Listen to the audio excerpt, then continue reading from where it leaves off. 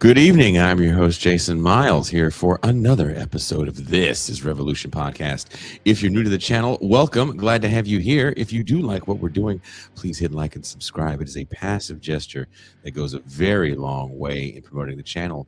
If you are a returning listener, subscriber, or one of our very valued patrons, so glad to have you back.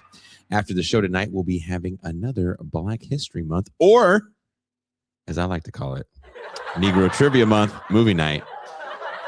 This time we'll be viewing one of my favorite films and the directorial debut of a brilliant filmmaker, Robert Townsend. We'll be viewing Hollywood Shuffle. If you'd like to join us for movie night tonight and you are unsure about making the fiscal Patreon commitment, we're running a Black History Month special trial membership. That's right, we're giving away 28 free 2-month Patreon memberships, and there are still a few left. There is a link in the description to the trial offer wherever you are watching or listening to this later. Just a quick reminder that TIR is listener funded, and if you do appreciate the work we do here on TIR and you'd like to join us for things like movie nights and champagne rooms, well, there's a couple of easy ways. You can either become a patron or a paid YouTube subscriber. Your donation makes sure that TIR can continue to stay on air and bring you programming such as this. $3 a month or $30 of the year or one-time payment is all it takes. Trust me, it's worth it. Now, let's have a fun discussion about the AI apocalypse. Influencer journalism and AI. All eyes have been on Minnesota after the Trump administration's Department of Homeland Security unleashed ICE and Border Patrol agents in force to investigate alleged fraud tied to a federal aid program. The pretext, a right-wing YouTuber, Nick Shirley, who claimed to have uncovered hundreds of millions of dollars in fraud in a case already investigated by the state attorney general. His evidence amounted to internet-age gotcha journalism, visiting daycare centers during non-business hours, filming closed storefronts, and implying criminality through insinuation rather than proof. This is not investigative reporting. It is content production for the outrage economy. It requires no editorial desk, no verification process, and no institutional accountability. Virality substitutes for evidence. A telling illustration of this broader epistemic collapse appeared recently on Firing Line. Yeah, you heard me right. Firing Line is back, this time hosted by Margaret Hoover. During an interview with Natalie Winters of War Room, Winters dismissed fact-checking itself as partisan interference, suggesting that editorial standards obstruct rather than protect truth. That exchange was not simply provocative television. It was structural evidence of a media ecosystem in which verification is framed as bias. The logic traces back to Kellyanne Conway's alternative facts and Donald Trump's war on fake news. But it has now matured into something more radical, the open rejection of shared epistemic standards. In this schema, to check a claim is to take sides.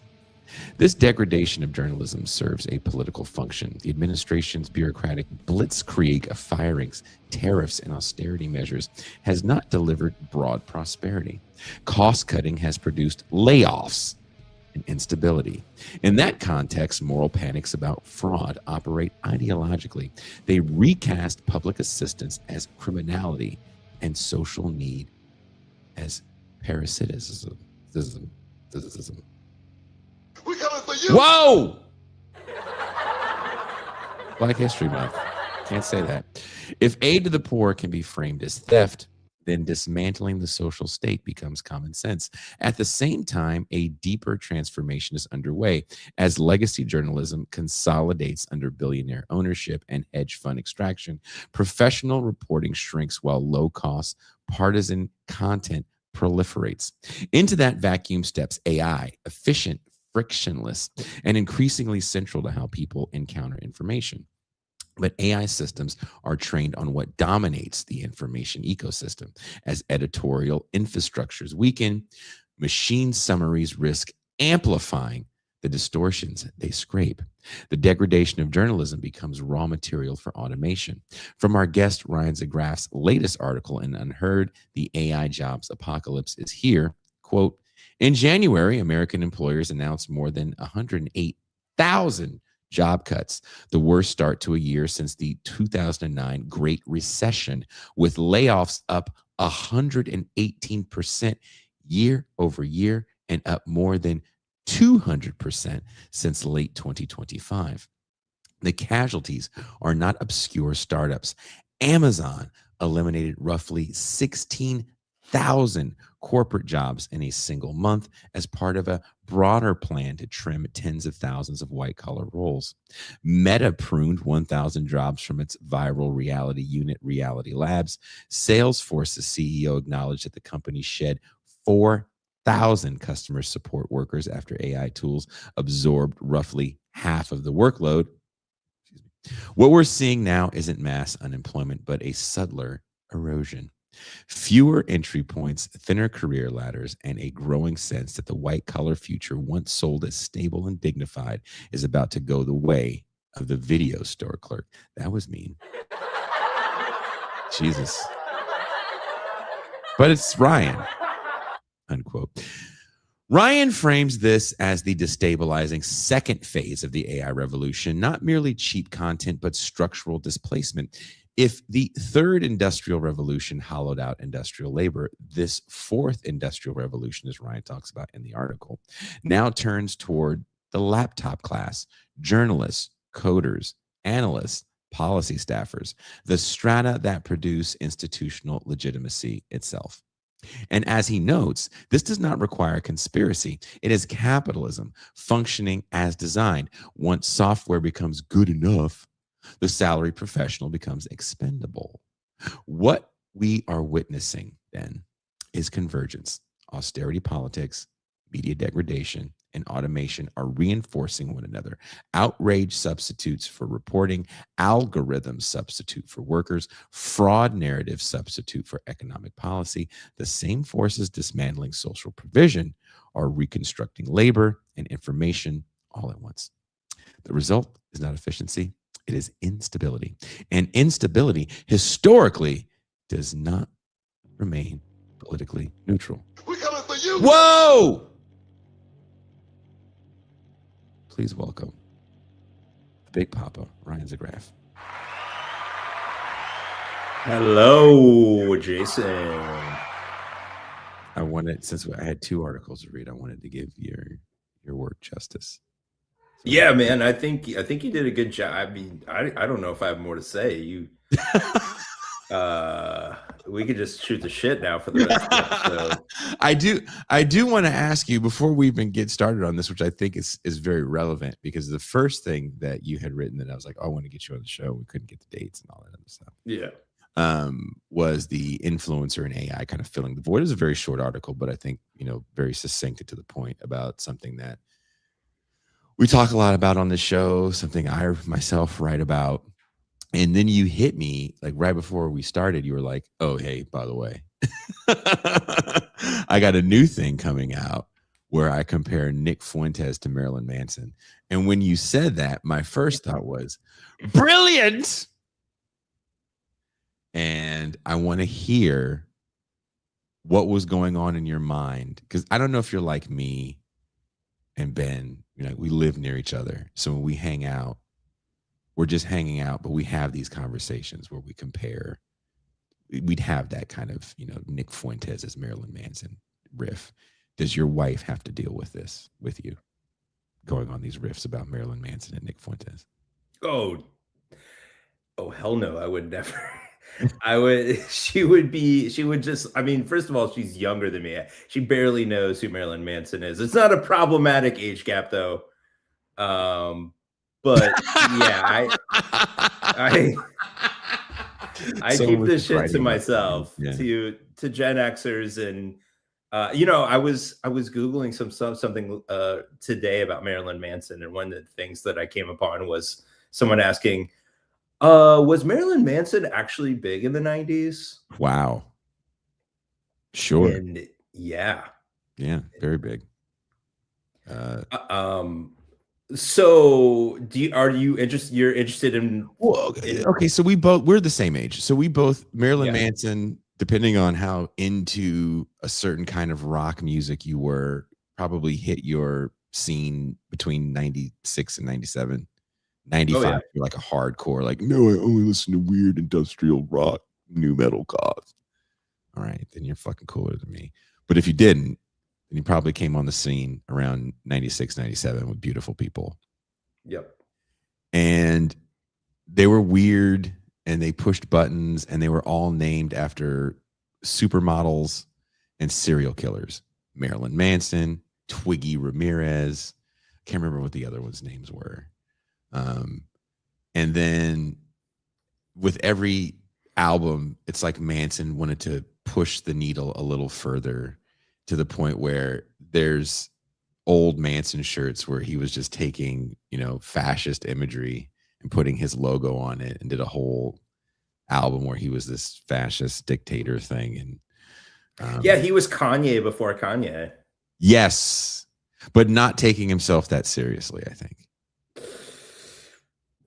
Who? Which one? I don't think Manson. I think with Manson, it was always shtick. He was billed as a shock rocker, right? Yeah. Shock rocker, Marilyn Manson. He was blamed for things that he had no influence on whatsoever, like Columbine. There were kind of this sea of Manson fans. Like the hot topic, as Ryan and I knew it, was a place where suburban kids went and got their, weird lacy undershirts and Manson shirts and pants with all the straps on it. They were way too big, those raver pants.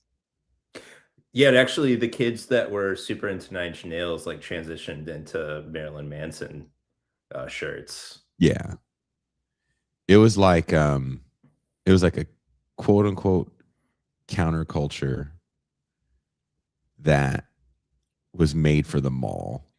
Yep, there wasn't much to think about. That's how I feel about Nick Fuentes. I don't take him very seriously at all.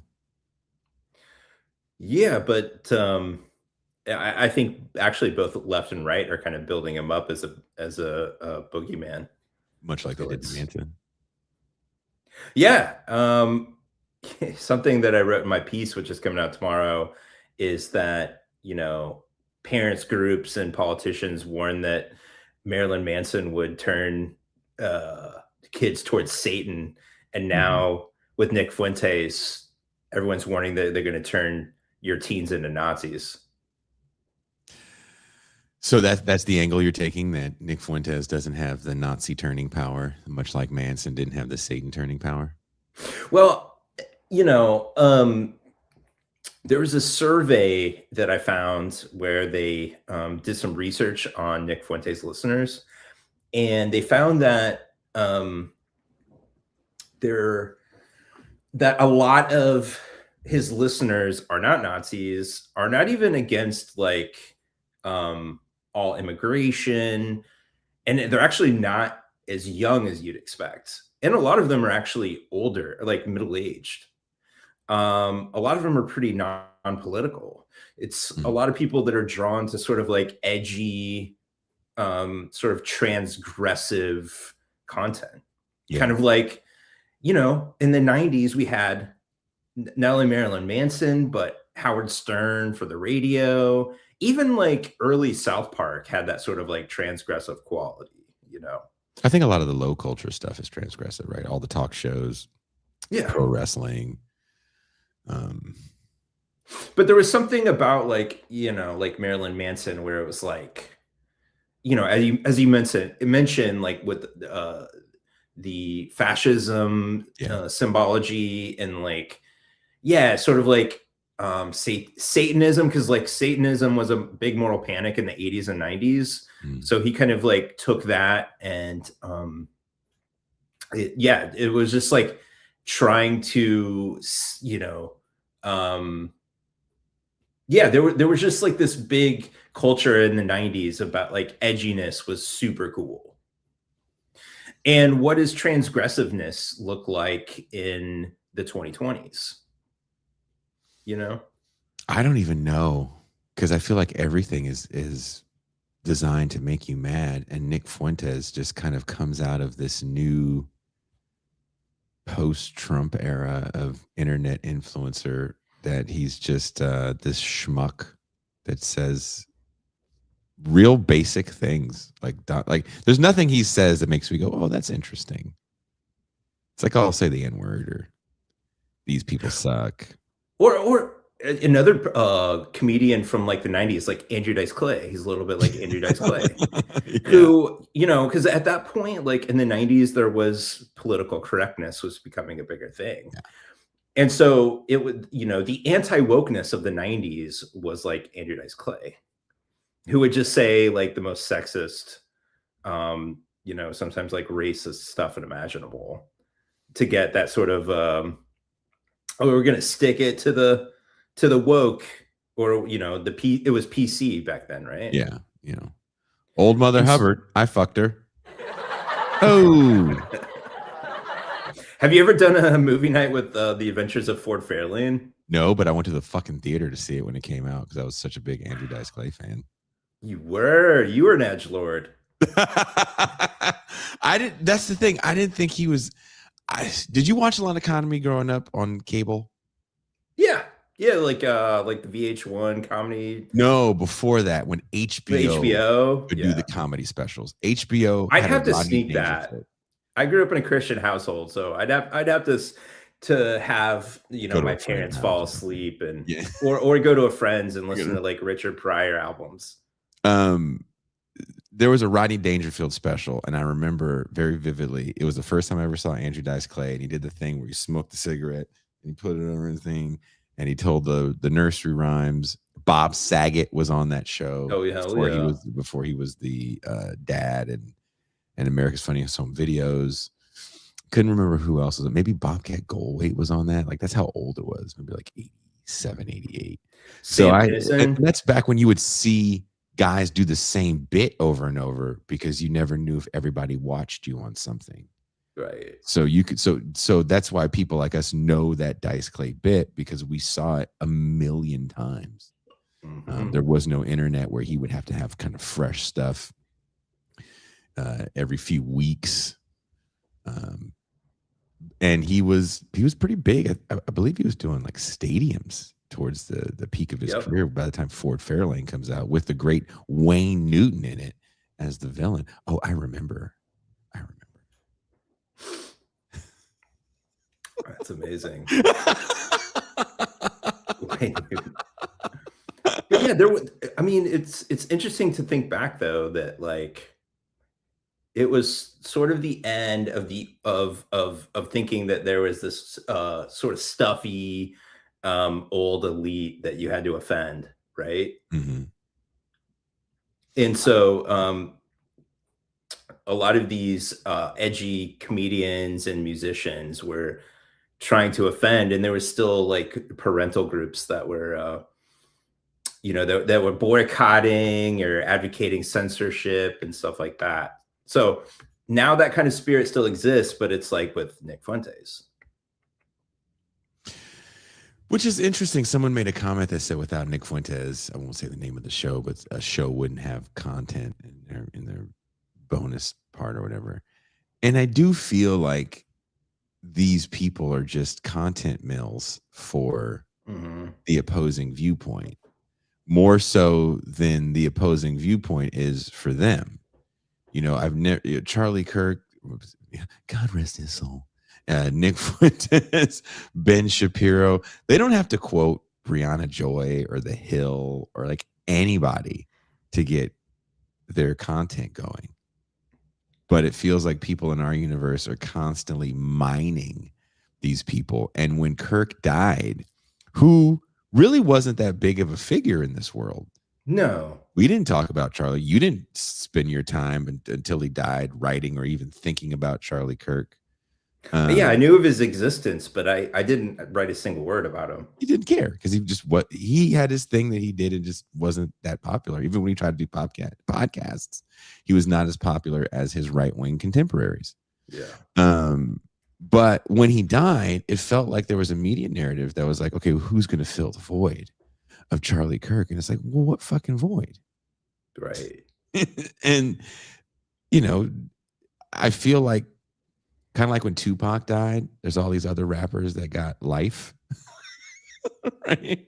Jay-Z, you know, probably lays some flowers on that headstone every year around Tupac's birthday to be like, hey, thanks, man. You really kicked the door open for me. I feel Nick Fuentes should be doing that to Charlie Kirk, because that guy is just on everybody's mind for really no reason, and they're creating a monster. Yeah, exactly. I mean, in the study that I was looking at, media mentions of Nick Fuentes have increased 70% since September, which is, you know, around when Charlie Kirk died. And the liberal left, you know, the mainstream media and like progressive media keeps bringing him up because they're sort of building him up as the new right, you know, kind of like how 10 years ago was Richard Spencer, you know, and like the whole alt-right. You know, Richard Spencer was built up as the leader of the alt-right, the leader, which is kind of like saying, you know, the king of Antifa. You know, like none of these Nick Fuentes, like the Groypers aren't an organization that marches, you know, Antifa does not have an army, right? These are mostly online movements that sometimes spill out into the real world, but for the most part, you know, there's no organization. But you know, Nick Fuentes is a useful boogeyman for the liberal media to be like, this is what the right has become. It's not totally wrong that there's a sector of the right that has curled into this, but it's being overblown. And you know, the right itself is actually blowing him up too, because they're trying to fight against that. They're being like, you know, the Christopher Rufo actually just published a expose of Fuentes today, and they're really trying to disassociate themselves from him because they look unserious. But that's the thing. It feels like, you ever seen the movie The Metal Years? No. Decline of Western Civilization Part 2. You never saw I wasn't that cool. No, I was cool, but not the decline of Western civilization. Well, the woman Penelope Spheres that did Wayne's World and a bunch of movies like that actually made these documentary movies about Los Angeles music scenes. And the first one she made was a more serious one about hardcore punk called Decline of Western Civilization. The scene in the same place she makes this hardcore punk one kind of changes within a few years, and everybody's got big hair because a few bands got signed and everything changed. And in every documentary she does, though, she interviews the people trying to be part of the scene, right? They're not the big star. She interviews the biggest stars she can find, and then these other people that are a part of it. And in the first one, the people she interviews are functionaries of the scene. They're people that put shows together. They're people that run radio stations, that do magazines, right? That kind of keep a scene going. But by the time you get to the hair metal era, you don't need those people because everybody wants to be a part of the mainstream. And when she asked these people, you know, what are you going to do if you don't make it? And they all go, oh, I'm going to make it. If I don't make it, I'm going to kill myself. Of course, none of these people ever kill themselves. But I bring that up because that's kind of how the contemporary internet feels to me. It's a bunch of people that are all going to make it. The internet has turned everywhere into Los Angeles. We're going to be famous because we're going to be famous. And Nick Fuentes, to me, is one of these people with big hair and ripped jeans that's telling you that he's going to make it because he's going to make it. He doesn't really have a talent. He hasn't said anything profound. He just knows how to rile up a certain age demographic pretty well. Well, not only that, but apparently he, a lot of his like massive, because he does get a lot of like a decent amount of traffic, although about 1/100th of a Mr. Beast video, I will say. But he does get a decent amount of traffic, but this study shows that a lot of it is foreign. Like he has a big audience in Asia. Okay. Yeah, like in South Asia. And then also that he actually does some manipulating of the numbers himself. Like apparently it's like a lot of bots. Not to say that it's all bots, but he's sort of myth making himself in a certain sense, and he's sort of juicing his own numbers to make it seem like has more power than he does. I mean, look, if Drake just got caught up in juicing his own plays, then I can't be surprised if Nick Fuentes is wait, what? I don't know. Should I know this? What's the Drake thing? Oh man, him and some other guy named Aiden Ross. That name sound familiar to you? He's another like a young Trump influencer guy. Some shit. I don't know. After a while, again, it's 80s hair metal to me, man. Yeah. Big hair. I've seen it. Yeah, I know how it goes. Guitar solo. They had a gambling site that was highly illegal. And they were taking the earnings from the gambling site and getting plays for their music so they could appear in more curated playlists. You know, if you want to talk about gambling, though, I mean, this is sort of off track, but if you want to know what men are really sidetracked by, it's not Nick Fuentes, it's fucking gambling. Yeah. Yeah. It's so many dudes I know are gambling too much on everything. Everything is about everything. But that's where you have hope. Yeah, there's some hope there. There's no hope in Nick Fuentes. Even if that hope is to tell a lib to eat a dick, like you can do that on your own. You don't need Nick Fuentes to do that for you. Well, part of his power, though, is just because of the nature of social media, that a lot of it's a self-contained universe where influencers are trying to like insult each other, beef with each other, and have the content of oh, you know, this guy sucks, Ben Shapiro sucks, Brianna Joy Gray sucks. All these people are beefing with each other, and it drives traffic and content. So he is able, like Nick Fuentes is able to insert himself a lot by talking a lot of shit, you know, and it's sort of like everybody at the high school cafeteria when someone starts to fight and be like, oh, and everyone gathers around. It's that kind of shit. I was watching this thing and I sent it to you. I don't know if you saw it. That Margaret Hoover lady that's doing firing line. Do you know about her? No, I don't watch videos. I don't watch videos you send me, Jay. I guess she's the new William Buckley, and she was interviewing this young woman named Natalie Winters, who looks like, if you were to say, what does a contemporary right-wing woman look like? And you're like, oh, that. Is that good or bad? I don't know. I guess this depends on your cup of tea. Do you like your tea really fucking bland? Just a hint of mint. Oh, yeah. Nope. No mint there. Okay. Just some fucking bland tea. Arizona? You know, you go to a restaurant, like a diner, and you don't want to drink coffee because you've already had too much coffee. And you're like, do you have any tea? Never enough coffee.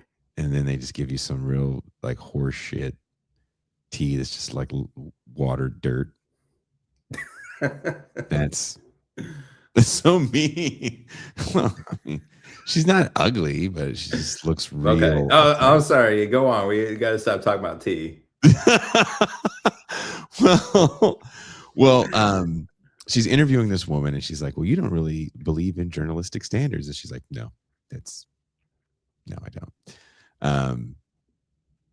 Do you think that this is a media evolution with this kind of rejection of certain journalistic norms like fact checking, or is this just a really good propaganda campaign by the right disguised as the news? Well, as far as like, if you're talking about fact checking, a lot of the disappearance of that is more the economics of journalism itself. You know, it was just like a lot of the money went out of journalism, you know, since the internet age. Yeah. And so fact checkers are some of the first to go. I sometimes I wonder, I'm primarily a freelance writer. I'm wondering how often my pieces do get fact checked. I try to be as thorough as possible. But yeah, so I think that is less ideological and more about responding to the incentives of the industry, but also because of those same incentives, people also want to get things out fast.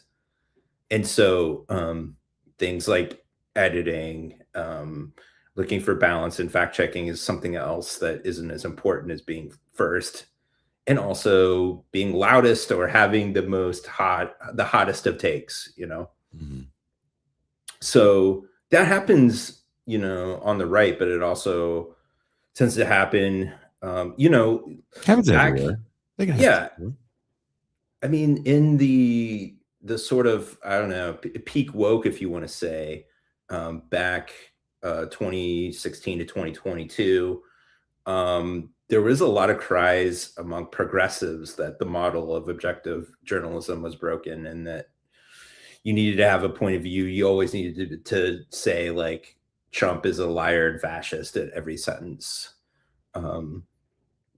which I believe was short-sighted at the time. And so, yeah, it's not just a right-wing problem on the left. And, you know, the Washington Post, I'm sure you heard, they just laid off like a third of their staff. Yeah. And so you're going to see a lot of the same things, like a lot of fact checking and like certain kind of coverage is just probably going to go away. And then go ahead. I'm sorry. Go ahead. Oh, and then you have this news this week about the Cleveland plane dealer. Yeah. Yeah, where there was some controversy involving a candidate that they were interviewing for a reporting job, and they basically told that reporter, yeah, you're not going to be writing anymore. You're going to be collecting facts and information, and then AI is going to actually write it, you know? And it was pretty shocking to see. Yeah, they put a statement out about it, right? Yeah. Yeah, the I think the editor like wrote a letter just sort of defending it. How does that make you feel as a journalist in an era where people want, like, just get to the point, right? Reels dominate viewing. So as a journalist, does it force you to truncate more? Does it force me to truncate more? Does it force you to maybe wrap things up when you want to be a little more expansive? Are you finding editors are no, you're over 600 words here? No, not really that. I mean, I don't do as much, you know, like the Cleveland plane dealer and some of these places. Like, I've worked in newspapers. I've had, you know, a bit on daily deadlines and things like that. And it is, you know, it's a crunch, but that was always just part of it, you know? But in terms of AI and journalism, like there is always those financial pressures. And I can understand a lot of the temptation, because they say, well, the alternative is that we close, right? Mm-hmm. But I think to use AI fully for some of this stuff, not only right now are there a lot of errors, but there's just a lot of nuance to the language and the creative process, and to take like the human out of it, I think is unfortunate. And I think that it will start to infect, like, already I read certain things, and I have to, because like sometimes I myself sometimes write in the style of, you know, like sometimes I'll just do like an AI check on my writing, and sometimes it says that it is. I even did it. I inputted Karl Marx quote, and it said, the AI checker said it was like 60% AI. So they're not accurate. Yeah, they're not accurate. But it's I can see it flattening the language, because it's not just, and oh my God, I just started talking in AI. It's not just, it's this.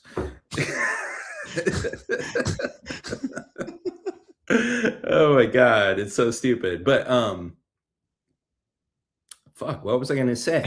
See, I'm not AI. If AI tells you everything, yeah, I know. You already lost. Tell me what to say. Well, here you mentioned this in the piece where you said the AI driven job loss is not a conspiracy, but capitalism working as intended. That's literally a quote from the article. How does that framing challenge to you the techno optimism and the right wing populism? Well, one thing I was going to say actually first, and Sure. I was trying to think of it earlier, was that, and you read part of my article where I talked about the job losses that are actually happening right now because of AI, but it's not just like the job loss. And see, I'm talking like AI again. Fuck. It's not just the job loss, but it's like the jobs that do exist will be de-skilled, right? In the way that 50 to 100 years ago, factories made building things more simplistic, and you had like assembly line. It's like AI is going to turn more white collar jobs and knowledge jobs into assembly line work. And so, a lot of blue collar jobs 100 years ago were very well paid, but over the last 50 years, the pay really declined, and those jobs were more expendable and less unionized because they were more precarious. And so I think that's going to happen with a lot of creative and white collar work. It's going to be de-skilled and more gig work, and people are just going to be very expendable, even if they're still working. That's frightening. I don't know if you've been following that. Uber and Lyft drivers in Los Angeles are trying to unionize again. What does that mean for techno optimism and the right if we actually get one of the largest sectors of working people unionized, and even if it's just in one area like Southern California? I mean, that's a problem. De-skilling is a problem that a lot of Uber and Lyft drivers had to deal with, a lot of gig work, a lot of like DoorDash, because to be a taxi driver 50 years ago, you had to have bought a car or purchased a car from a company. You had to get your license, your permit, and then you had to know the city pretty well, and you had to like figure out where it is in the city you need to go, where to go to pick up people, stuff like that. Uber and Lyft work is very de-skilled. You have an app that tells you just about everything what to do. A lot of times you even have like no interaction with the drivers, between drivers and passengers. It's a new thing now. Don't talk to me, right? Yeah. Thing you can say. Yeah. Yeah. And so, unfortunately, in that way, that a lot of those drivers don't have a ton of bargaining power because they are also easily replaced. So while I totally support, their union effort, I worry that it's going to be a rough time. You talk about the third industrial revolution hollowing out blue collar labor. What political consequences follow this fourth technical industrial revolution that's targeting white collar workers? Well, I think it's not just AI. There's a lot of factors like inflation and the tariffs and everything like that. But we've already seen in a couple elections, like Republicans getting their ass kicked in elections right now. It's not going to be good for them this year. Yeah. So between increased prices for things influenced by the tariffs, and then also because of like utility bill, like I don't know what you live in Mexico, so like you don't count. You don't count. Do you know how much I paid for my electric bill this month, $715. You and that woman and that baby can all get thermals. Yeah, no, I'm tempted to be like fucking Luke Skywalker in The Empire Strikes Back and just like slice open a cow Yeah, slice open the and chill on that. Tauntaun. Yeah, Exactly. everybody would be in thermals. Oh hell no, hell. Well, okay, so here I live in a concrete box, and not too many people have central air and heat. I did have a house guest that just went home, and it was actually kind of a nice day, but my house is cold. It's a concrete box, so inside the house is cold. And she had this blanket on, and I was like, "It's not that cold." She's like, "No, it's cold." And she kept got man heat. Basically, she's like, looked. I have a heater, and there's a little propane tank in the back of it, and I hate going to the propane place to refill it. So I was like, this heater is only used in emergency situations where the temperature drops below 50. We are not there. It is 62 degrees outside. You're okay. Oh God, that sounds beautiful. Put on some more pants.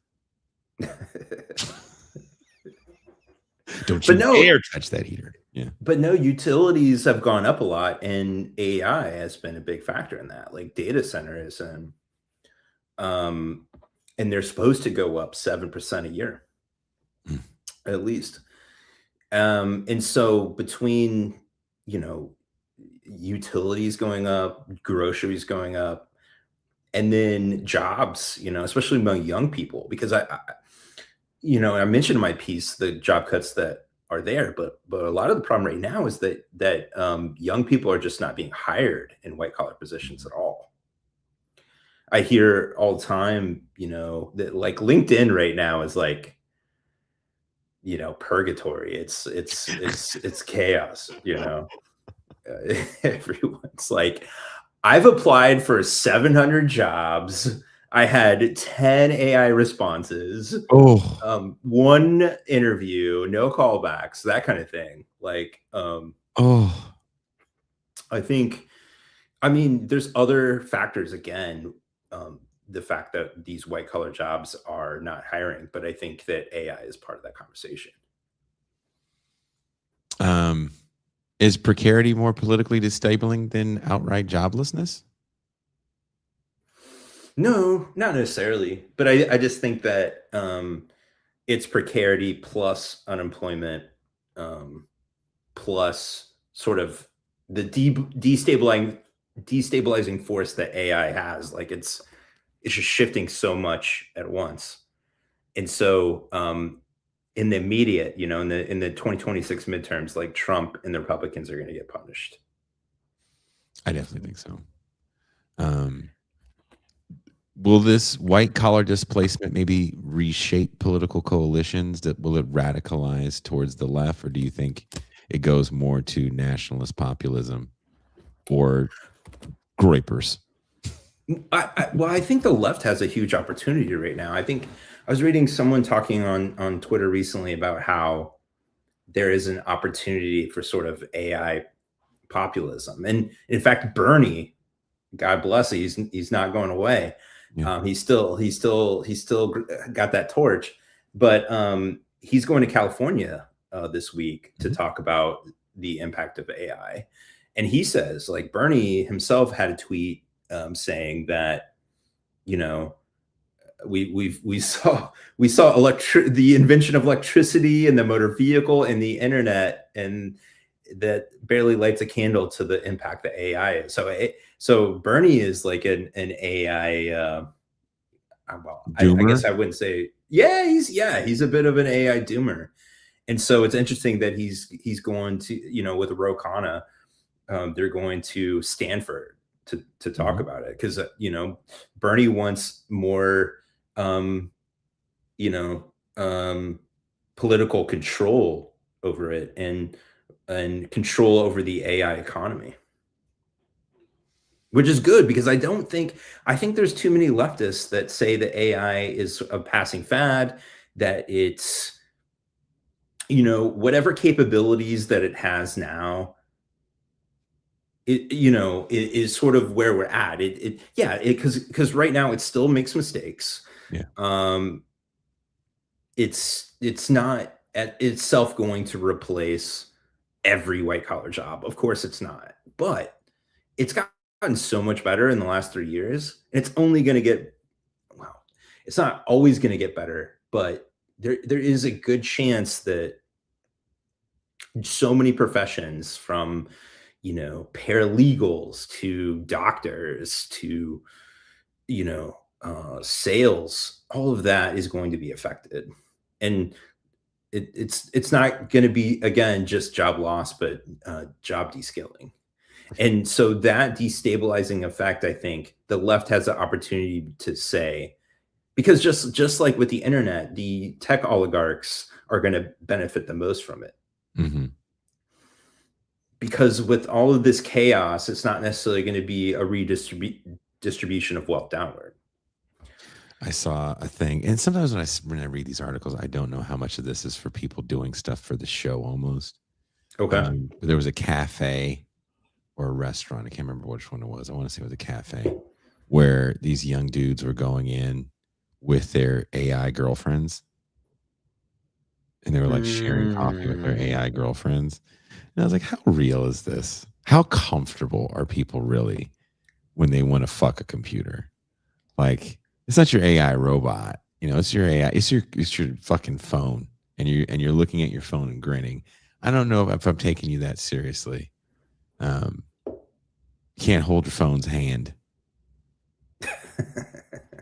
And it's got to feel awkward. Like, you went in public to feel awkward. So I don't know if I'm buying it. I don't know if you see something. Yeah, it is weird that it's spilling out into the public. I mean, it doesn't surprise me that much that it's happening on some level privately. There's a lot of lonely people out there, and there's something about AI is able to flatter you. I think I've talked even on the show before that the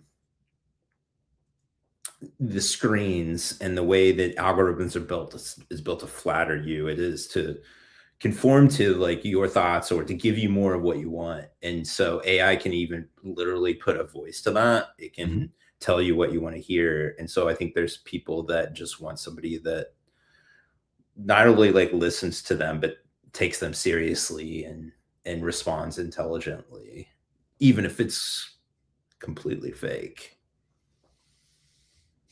I mean, I can imagine somebody fucking slapping ham in their house to that goofy shit, but I just can't see someone really going out into the world. Yeah, I guess in a certain sense, though, the public realm has been so degraded. Like, there isn't shame really much anymore, I mean, if there's influencers that treat like being in public like just a soundstage for their content, I'm really not that surprised. I mean, there's people. I saw a guy at Wawa at the gas station yesterday, dressed like like he was in a purple one-piece suit, just like sitting there with coffee, just like a middle-aged man in like purple pajama fuzzy suit. That's the shit. Like, when I see stuff like that, like you said, the public space is all performative because people are terrified of cameras everywhere. So either everybody's really fucking bland, or they're whipping their cocks out in front of their AI companions. So I'm like, I don't know what to buy anymore. Is everybody Michael Douglas and falling down? And they're about to explode? I guess, or it's not necessarily rage. I mean, which probably some people that are watching Nick Fuentes are raging, but a lot of it is just like everybody in their own self-contained universe, and they think that it sort of spills out into public. Because what responsibility? Who cares about what other people think? Is this going to change, though, the way that we understand media? Because the way you talked about Nick Fuentes, I feel the same way about Nick Shirley. Like everything about that kid, from the way he presents himself to his reporting, it just didn't feel serious, but it was taken seriously. Is he a patsy in that regard? Like, we just needed someone who's going to do the thing because we were going to go in there anyway. He just gave us pretense. God, what does feel serious anymore, though? I mean, earlier today was what? Have you seen this Kid Rock RFK video that came out today? I'm terrified. What are they doing? Are they singing or? No, they're like working out. It looks, I think it's like Kid Rock's house. RFK is at one point like jumps into a tub wearing like jean shorts, or actually just full on jeans. And they're like being bros, you know, they're playing Ba Wada Ba in the background. Oh, and this comes from like the official Health and Human Services account. It's just like, it's hard to take anything seriously now that appears on the internet, you know? Yeah, you never know what to believe, because everything is just there to make you go, oh my God, that's so crazy. And then you comment on it. And then you get, well, it's just like, there's just no seriousness or serious people left. Myself included. Well, I think you feel like if you're serious, someone's just going to call you a pussy. Like we really have hit that. What's so funny about Idiocracy is it's not predicting the future. Like, let's stop talking about the future. It was telling you about that moment. And if you don't remember 2006, either you're too young or you've forgotten what that moment felt like. And it really was, this guy talks all gay and he doesn't have his tattoo. Like, that felt like the moment we were in. George Bush felt like Macho Camacho, the president, that Terry Crews played. And everybody talked in a fucked off kind of slang. And everything was a chain restaurant. And a lot of that had to do with, this was right before the housing crisis. So there's this build out of the suburbs. And with the build out of the suburbs was this explosion of chain restaurants like Fuddruckers, which is just ridiculous, right? Where you could get a literal half-pound ostrich burger. And yes, I remember that. The good old days. No, I used to play Street Fighter 2 in a Fuddrucker, so I got it. Championship edition. You got all excited. Mom, can I put lettuce on my Fuddruckers burger? Fuddruckers? I mean, you know, I haven't had it since I was like 18, but I thought that was amazing at the time. Build your own burger? Build your own burger? Well, you can get buffalo? What? Yeah. Oh, yeah. Yeah. We were losing our mind at Applebee's, boneless buffalo wings, Elephant Bar. Like, there's all these chains that people of a certain age know, because just there was that blow up of the suburbs and everything was chain. So when you watch Idiocracy, it feels like that stuff is getting cool. Gen Z is actually into that shit now. They're into chains? Yep. They're like all about going to Chili's. Because they're actually, yeah, no, kind of, but they're actually rejecting what they call slop bowls, like Chipotle and Sweet Green and all that. Yeah. And they're trying to get more social experiences, or they like romanticize the, 20 years ago suburban, TGIF culture. Or, or at least I guess the Gen Z hipsters. I don't know. What if are these guys really like fucking Applebee's, or are they tired of the chick with the dumb fucking poem on her arm at the coffee bar telling them to go fuck off? No, seriously, look at like Chili's. Chili sales are off the chain, as the kids used to say.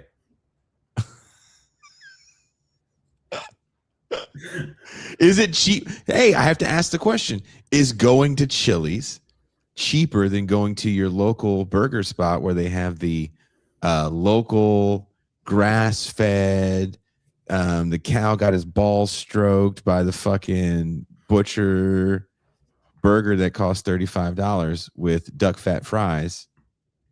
I mean, I might go to Chili's if it's more affordable. Don't ask me. I don't go to Chili's. Oh, sorry, Dr. Cool.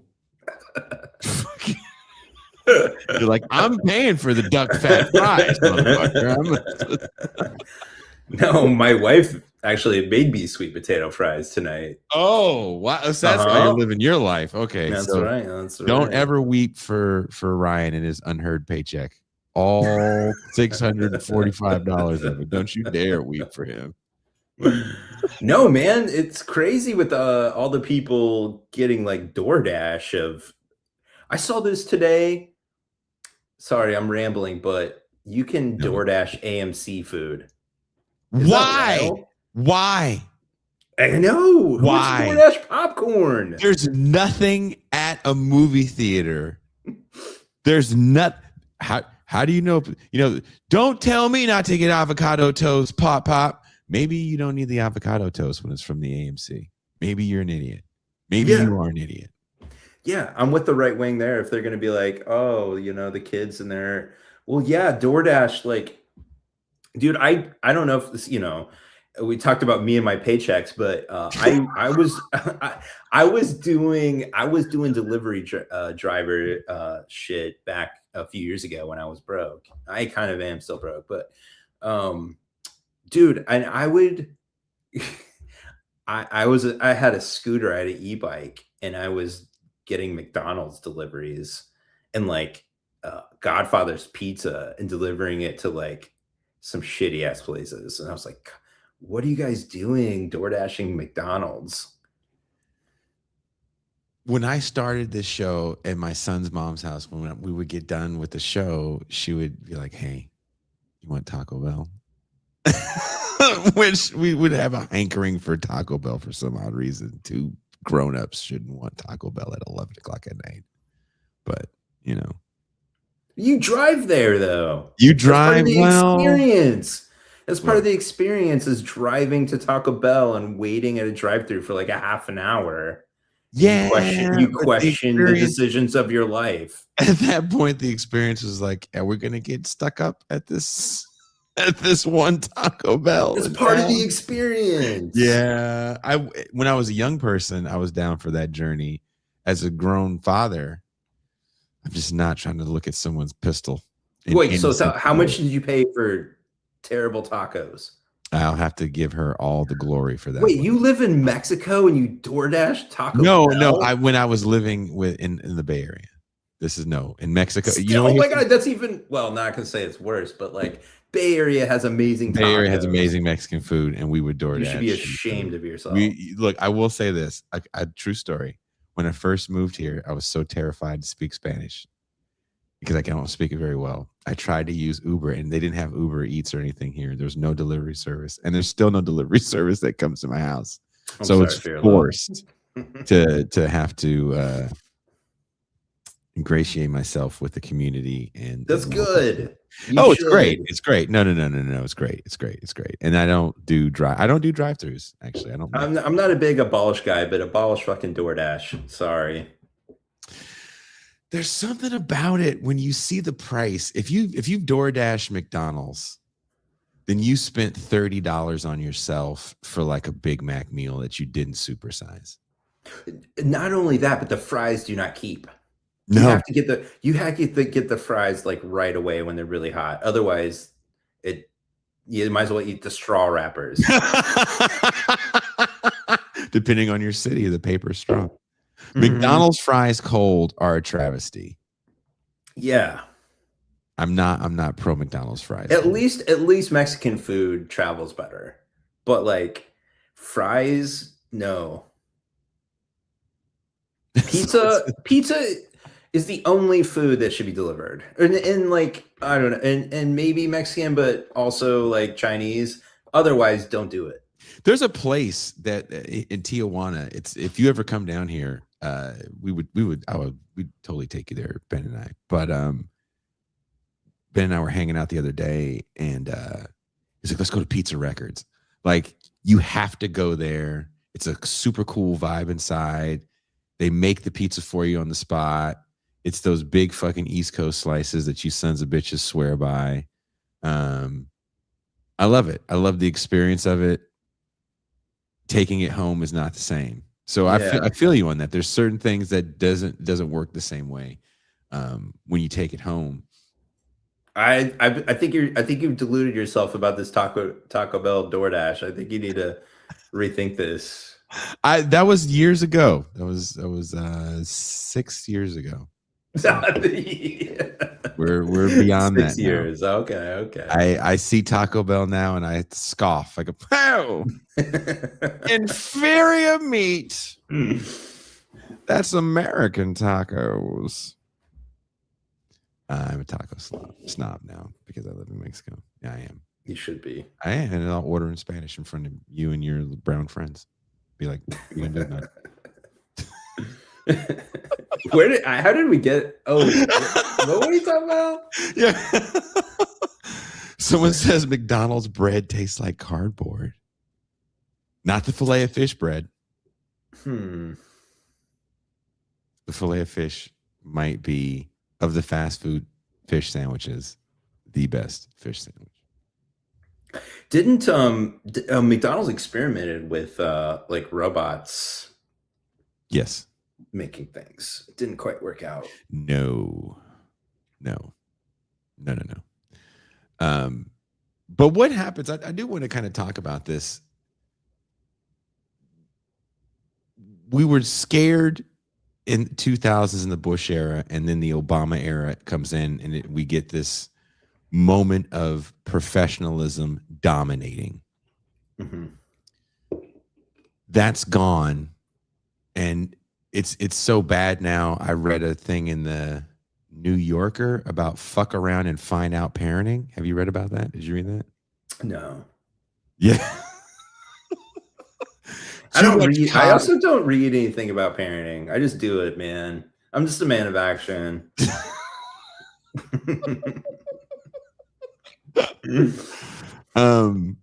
There's like kids are too coddled. They're too entitled. So this is fuck around and find out parenting. These kids they're gonna find out what happens when you say no to a authority figure. I'm like, well, this sounds like child abuse. But there's still a backlash to that kind of 8 to 10 year moment of professionalism dominating and really ruining everybody's Adam Sandler good time. Are we seeing something worse now with this kind of the empire striking back, if you will, with a lot of, between AI slop and Nick Fuentes and everybody in the Trump 2.0 regime, because he got rid of all the professionals? Yeah, I mean, I think I mentioned this in the piece, but I think that it is true that Trump started a war against a certain sector of the professionals, especially early on in his term with Doge. It's all about punishing government white power. He was promoting them. It's just inherent in your nature. You're just like, government white power. That's how you keep your job at Unearth. That's how you keep your job.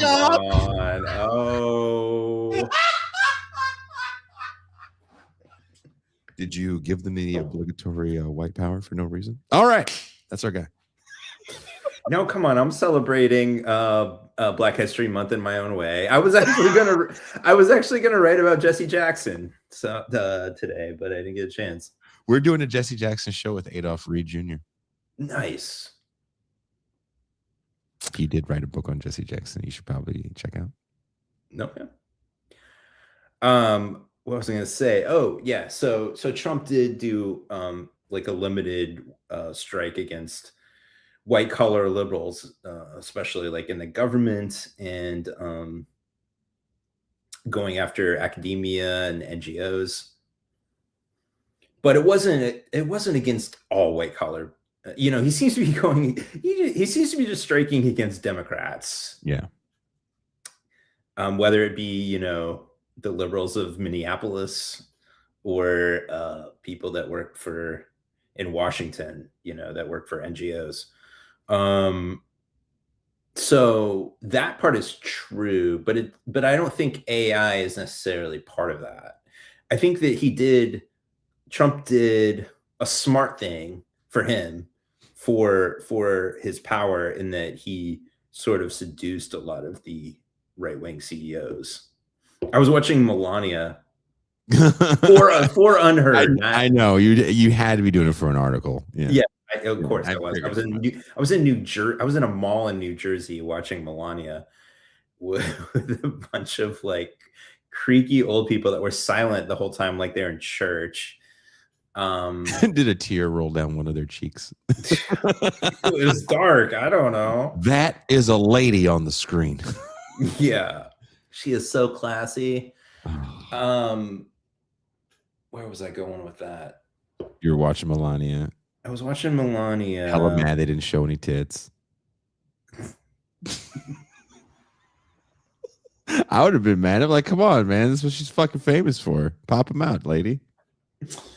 No, that was the whole thing about Melania is she's supposed to be like the sober, classy anecdote to Trump's chaos. Okay. No, that's seriously what they were trying to do. Oh, I know what I was going to say. I was going to say that they showed the tech CEOs, like they had a Melania plan this special candlelight inauguration dinner, and you see Elon, you see Bezos, and all those guys. Like Trump did a smart thing. Those guys are really powerful. They control a huge sector of the economy, and Trump did a good job getting them on their side. But the AI part was sort of incidental. I think he's been pro AI and pro TikTok because well, number one is he's like, oh yeah, I got all the young men on my team now, so I have to be seen as pro tech. But I don't think that like AI is necessarily a right wing technology. No, I don't think so at all. And I think part of what Bernie's trying to do is he is realizing he knows he's being a realist and knowing that AI is going to be a bigger part of the economy and that we need more democratic control over it. So I think he's being smart right now. There's too many leftists that are just denying it and say it's going to go away. And I was just reading today that 57% of people use AI in their personal use and 47% use it at work. Interesting. Compare that to the 1995 when only 14% of people use the internet. I don't think it's going away. I don't think it's a passing fad. You know, this isn't the McDLT here. You know, yeah, we're going back to McDonald's. Yeah. Or the McSalad shakers. The McSalad shakers did not perform well. Speaking of AI, the majority of things that we watch on YouTube or Insta, whatever you're watching, the things that you watch, the majority of them are either the scripts that people are reading are written by AI or it's just AI altogether. But there is an AI channel that does this thing. It's like inventions from the 80s that didn't make it. And some of them are like food things like the McDLT or McPizza. There's a lot of crazy shit that came out in the 80s that I sometimes I remember. But watching that is really hard to watch even 20 minutes of it because it's like, this is so not a real person with a personality. And I don't know if you feel this way, but when I go across the imaginary line you people call the border,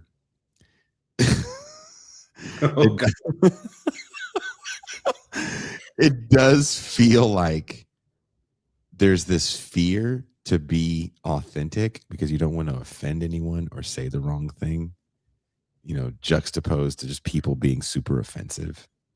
Like there's no middle ground of someone that'll just hit you on the arm and say, you know, don't be queer. Like, like that's gone. Something I was going to say though, this just occurred to me is that, you know how a lot of people, you know, like they call millennials digital natives. Yeah. A lot of younger people couldn't had a hard time imagining the world without the internet. That's why there's questions like, was Marilyn Manson actually popular in the 90s, or was this like a creation of the internet?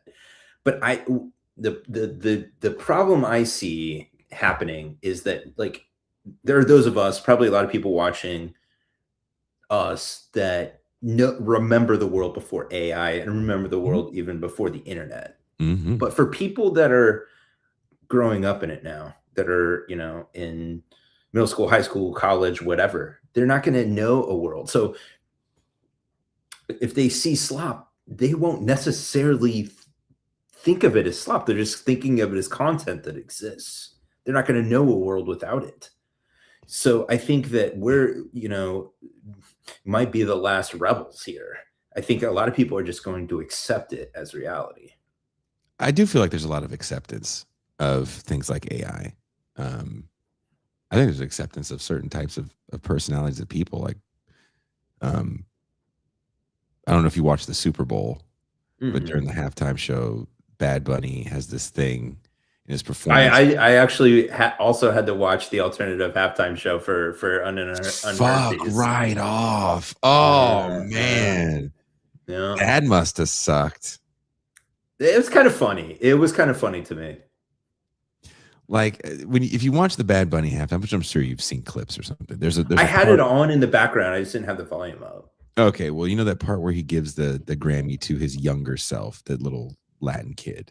Oh, I thought it was supposed to be the kid that got deported got involved. I was just about to bring that up. Everybody felt like that's the kid that got deported by ICE. And first and foremost, you're like, that happened like a week or so before. And you're like, you think that kid's going to go to the Super Bowl and be a prop? And number two, I think he had just got out of detention. And apparently, if you've read anything about that kid, he's like horribly traumatized by the whole thing.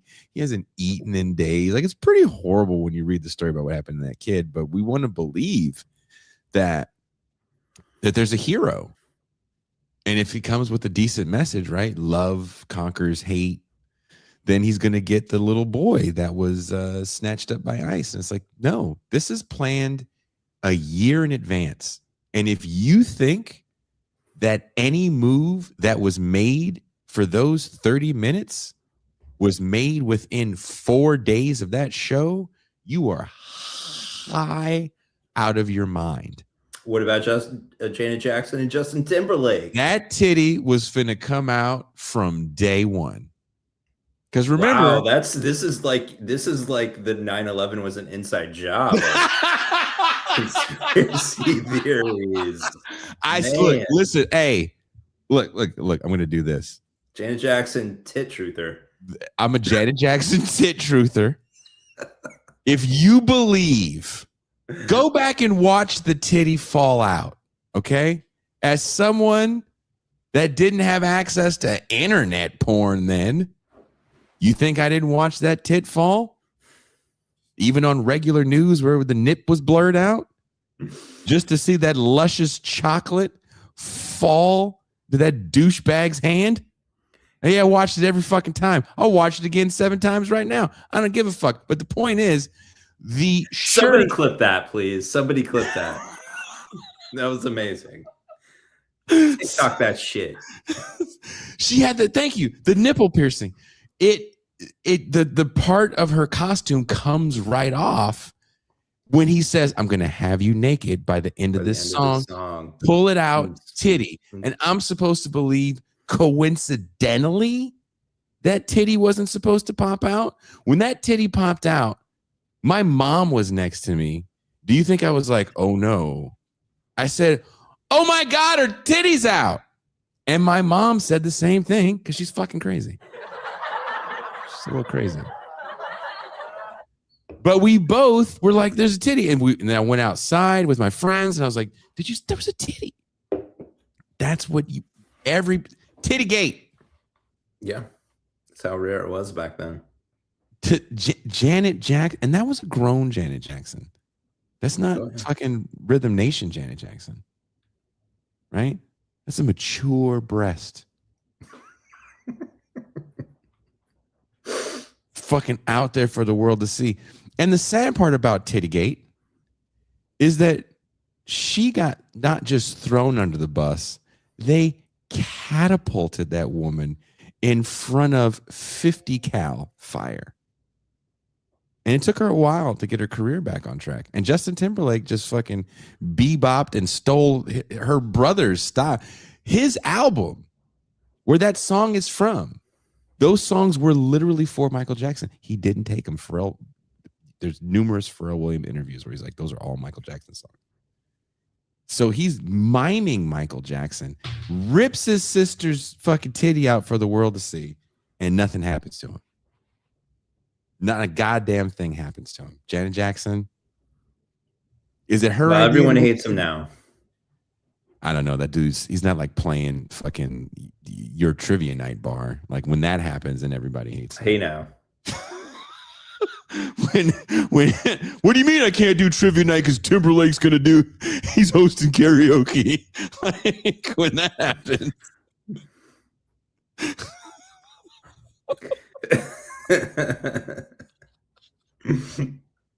No, if you're listening, Justin Timberlake, and you might be, come on out Thursday nights, JV Love Drafts. Someone said Nick Shirley, the disabled kid. That was the nicest way to say that person on the internet.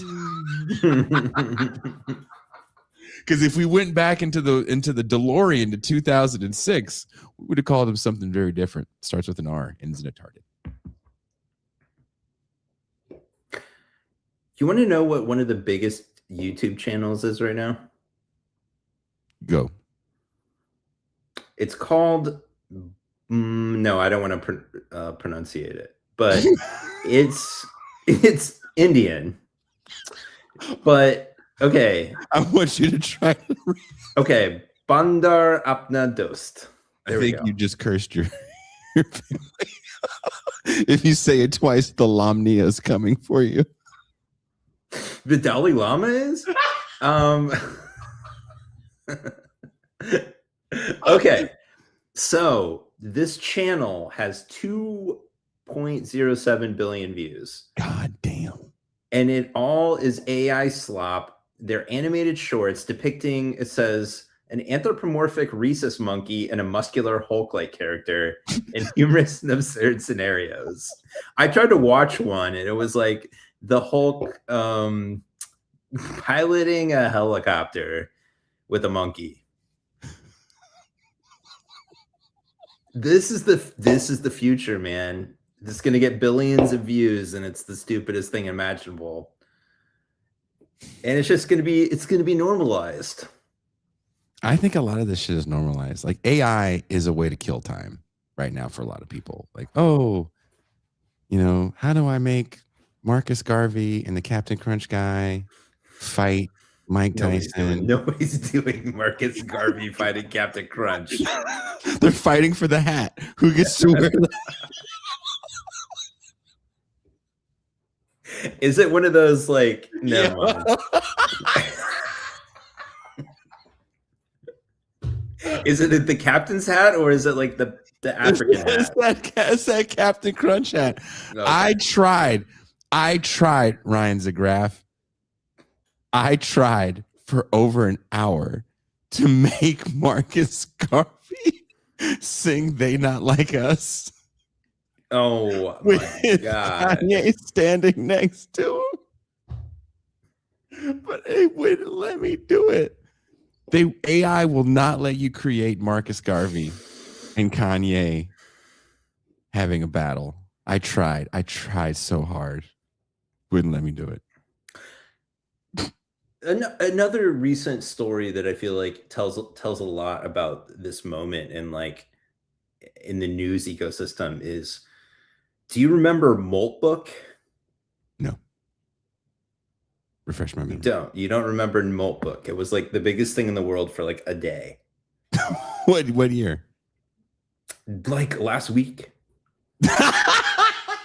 I'm serious. Dude. Okay. I'm in the past though. I'm kind of that guy. Yeah. You've retreated into the past. Oh, motherfucker. Yeah. I can like, dude, you want to fucking jam on some Dokken? Like Like I'm still there. Yeah, nobody's putting Doc in an AI. But no, okay, so Moltbook was this AI thing where supposedly the LLMs were creating their own social network. Like the robots, the AI, the chatbots were making their own self-contained universe that the public could look in. And it was like they were exchanging information, and they were trying to decide, like, should we make this private? What should we do about the humans? And everybody was freaking out, saying that the robots had finally, it was like Terminator was coming. This was the singularity, and this is the beginning of the end. Mm-hmm. And then, seriously, there's a lot of articles about this. And then all of a sudden, they realized, they did some investigations and found out that it was all made by humans, ironically. Oh, I know what you're talking about, where the two computers were supposed to be talking to each other, that thing? It was like something to do with like lobsters. There was like a lobster icon. It was like this social media network for AI.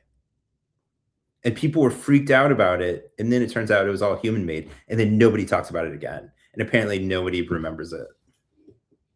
That is the future of news.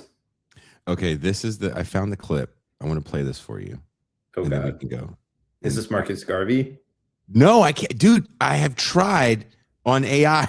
I tried every AI I could find, and I can't get them to make Marcus Garvey fighting Captain Crunch for the hat. The concern older people have, I will speak for older people, right? No, but the concern, right, is that in the old world, there were journalistic standards at mainstream media organizations attempting to discern what the truth is and correct the record if you got it wrong. And this notion, which may seem antiquated, of journalistic standards. So in the context of the digital media spaces where both of you exist, what kind of standards do you adhere to as you go about gathering information and disseminating it? Most of my work is directly quoting, whether it's government grants. A lot of my early research had to do with Chinese Communist Party infiltration.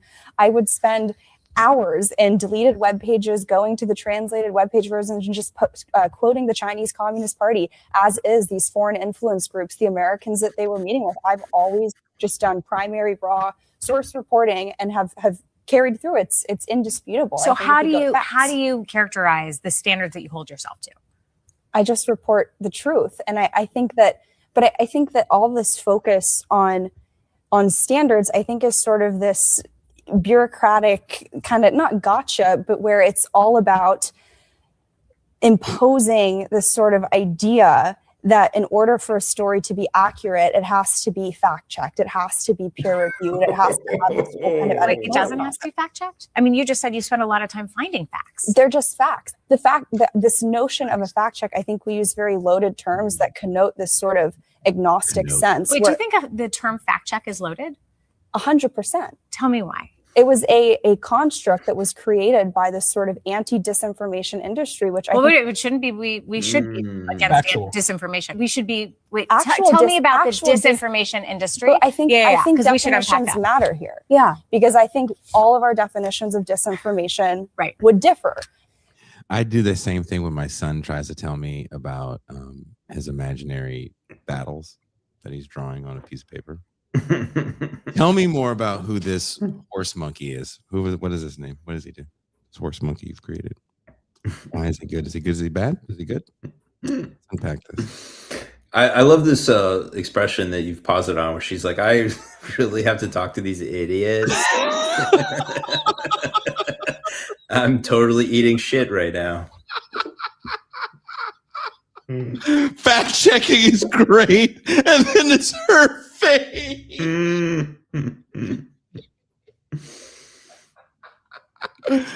The young lady she's talking to, I don't think she looks bad, though, by the way. I mean, she just looks like it's not going to be fun. Whatever you're going to do, it's not going to be fun. You're not going to have a good time. Whatever you're doing to do, it's not going to be. Like, you want to go to a movie? Like, oh yeah, the movie sounds good. Like, what do you want to go see? I was thinking we go see The Life and Times of William Buckley, and then you're like, oh, come on, man, really? So you want to go see? I would see that, actually, though. Would you Really? On a date? No, on a date, no. Like on a post football season Sunday afternoon, you're like, why not watch the William Buckley thing? No. You would not make this lady's face.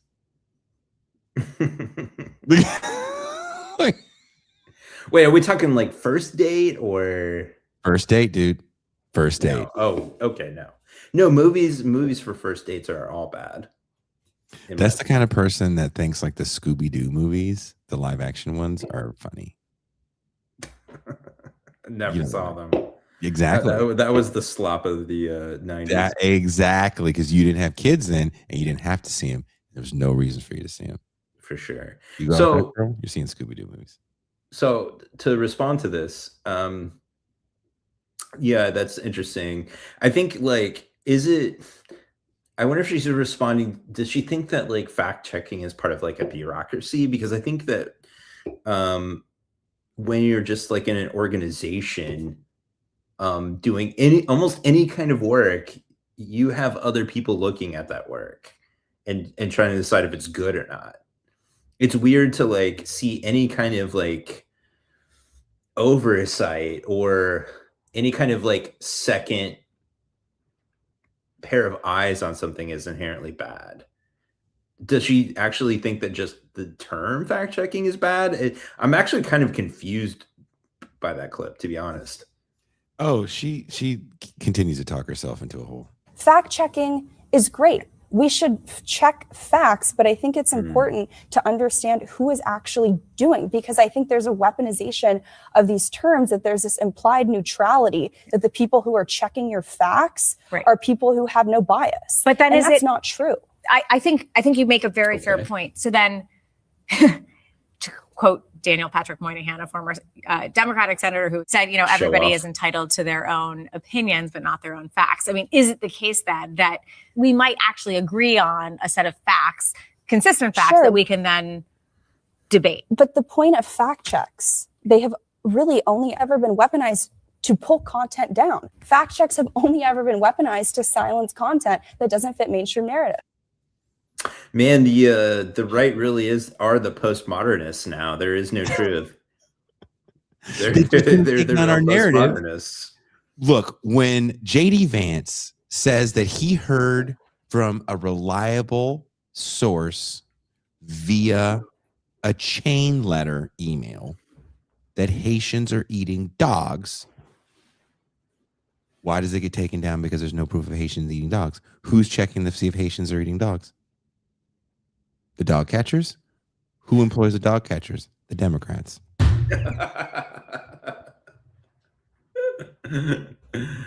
Scooby-Doo gets to do whatever the fuck he wants. Right? Whenever I rip off a fact checker's face, much like Scooby-Doo, I see a Democrat. There's a Democrat under the fact-checking mask, okay? Do you understand what I'm saying?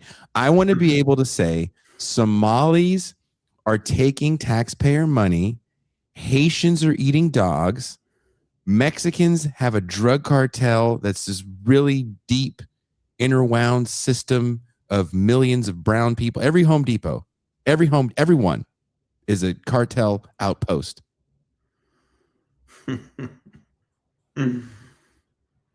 Yeah, no, it's interesting. It's just like I said, the right wing is also postmodern, because they're almost just saying like, I guess she's talking about truth, but it seems like she's saying that the establishment is not capable of it, or it inherently twists things.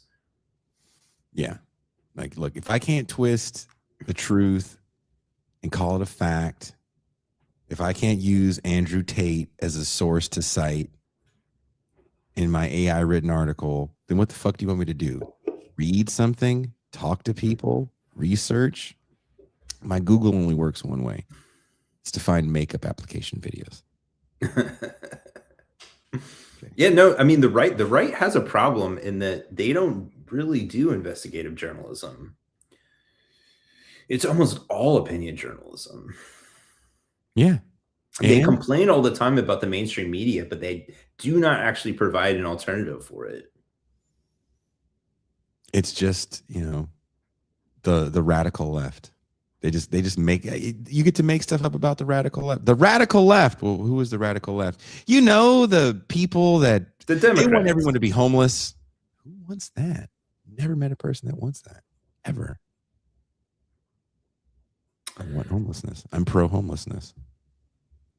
Yeah. Wow. Yeah, that was kind of disturbing to watch. I gotta be honest. It's just also it seemed like a serious show, and like these, I don't know, those kids. They're big. That girl is that young lady. Shouldn't say that. Young woman is was it Steve Bannon's co-host or something? Steve Bannon as a co-host. Okay. Some shit. I don't know. I don't follow. Is she in the Epstein files? Doing what? Making cookies? Someone's got to make cookies on Epstein Island. And Natalie, the cookies are not going to make. They can't DoorDash Taco Bell to Epstein Island. Is that uptight chick going to be there to make snickerdoodles again? She's uptight as fuck, man. But her little mini cheesecake she makes, bomb as shit. Lemon bars this time, Natalie. Lemon bars. Thank you. Look, Ryan, go to sleep. I've kept you up too long. Thank you for It was fun once again. Please send me the Nick Fuentes piece when it comes out. I'm serious. I will. And don't send me a link either.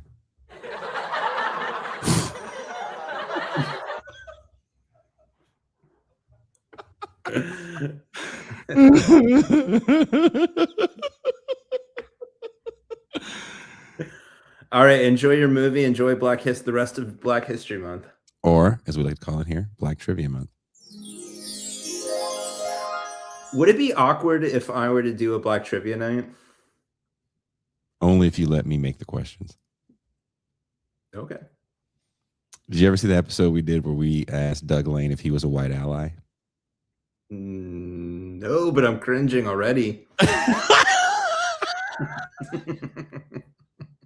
One of the questions was, we're like, Doug, what is the sound of the police? Don't stand so close to me. That's what he said. That's what he said. Hell yeah. I can think like a white person. One of the questions was, if the roof is on fire, what don't you need?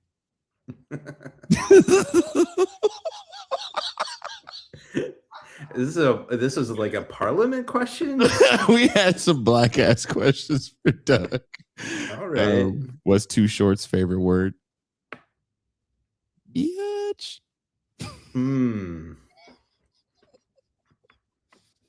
I think life is too short.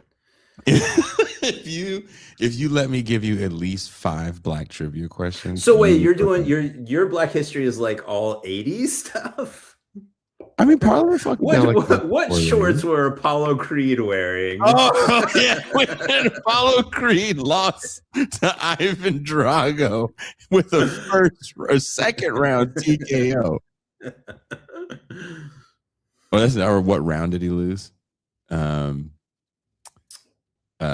played Action Jackson? Who played Action Jackson? R.I.P. What color should you bet on according to Wesley Snipes? Probably black. There you go. Ding, ding, ding. 57. Damn, I'm ace in Black trivia. Let's go. Would you want to like political questions? Like who's the first black mayor of Chicago or some shit like that? Washington. Bring it. Come on. I got this.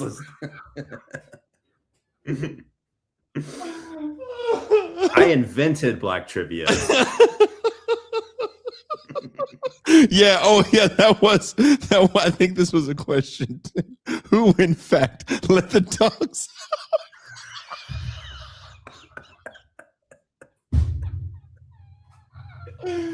Oh, here's a good question. What member of Two Life Crew is running for Congress? Oh, fucking Luther Campbell! Right.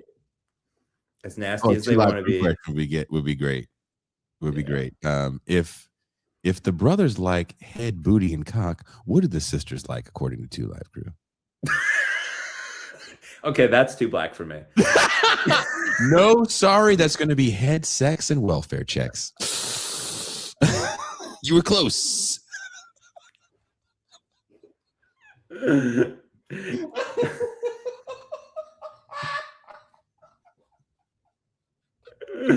Yeah, you should have a question. Who's the first black president? They all write Obama. Sorry, that's going to be Bill Clinton. That is going to be Bill Clinton and Toni Morrison. Signed off on that one. So close.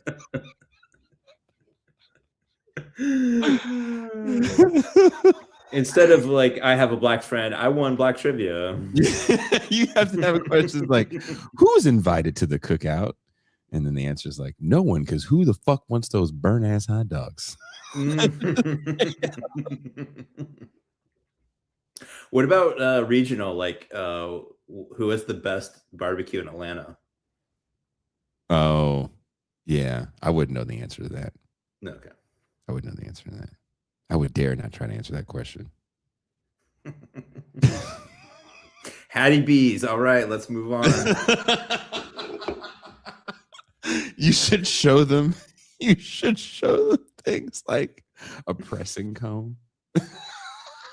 Like, and ask them what it's used. No, you would see. Yeah, for this, you would actually have to be there. I would not be allowed. Like, they would kick me out. I would need to have a concierge, a black concierge. I feel like, because I kind of sort of know the area you're in, that people would look around first before they answer the question and be like, what is watermelon?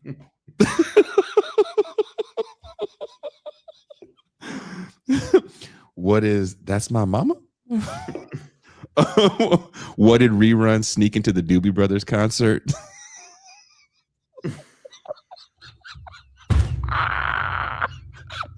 If anyone answers that question, just close the game up. Be like, you won. You won.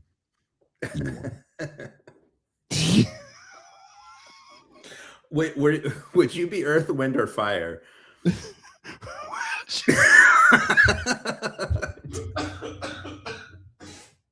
That's my personality quiz.